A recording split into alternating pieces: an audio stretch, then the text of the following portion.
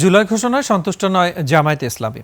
দলটি বলছে, ঘোষণায় জুলাই সনদের সরাসরি সাংবিধানিক স্বীকৃতি না দিয়ে তফসিলে যে কথা বলা হয়েছে তা জন আকাঙ্ক্ষা বিরোধী। তবে মিশ্র প্রতিক্রিয়া জানিয়েছে হেফাজতে ইসলাম, এবি পার্টি ও গণ অধিকার পরিষদ। সোহেল সামির রিপোর্ট। প্রধান উপদেষ্টার জুলাই ঘোষণাপত্র পাঠ করার পর সংসদ ভবনের দক্ষিণ প্লাজা থেকে একে একে বেরিয়ে আসেন রাজনৈতিক দলের নেতারা।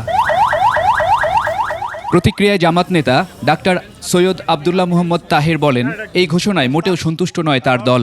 জুলাইয়ের যে আকাঙ্ক্ষা এবং চেতনার সেটা এখানে প্রতিফলিত হয়নি। সংবিধানের প্রিয়াম্বলে এটা অবস্থানের কথা ছিল, সেটা হয়নি। যারা পঙ্গুর শহীদ তাদের জন্য স্পেসিফিক কী করবে সরকার সেই ব্যাপারে কোনো ঘোষণা নেই, এবং এটা বাস্তবায়নের পরে কখন থেকে হবে এই স্পষ্টতা এখানে নাই।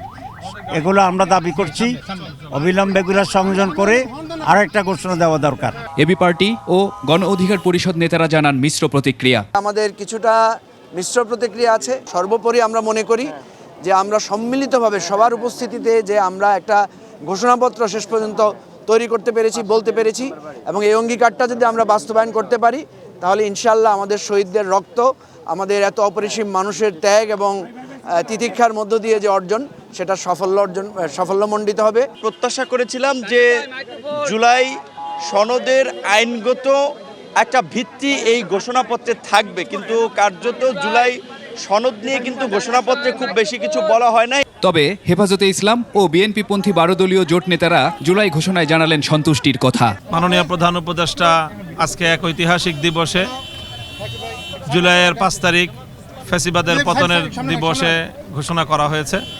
এতে আমরা উৎফুল্ল এবং আমরা মনে করি জুলাই বিপ্লবের একটি অন্যতম প্রাপ্তি এটি।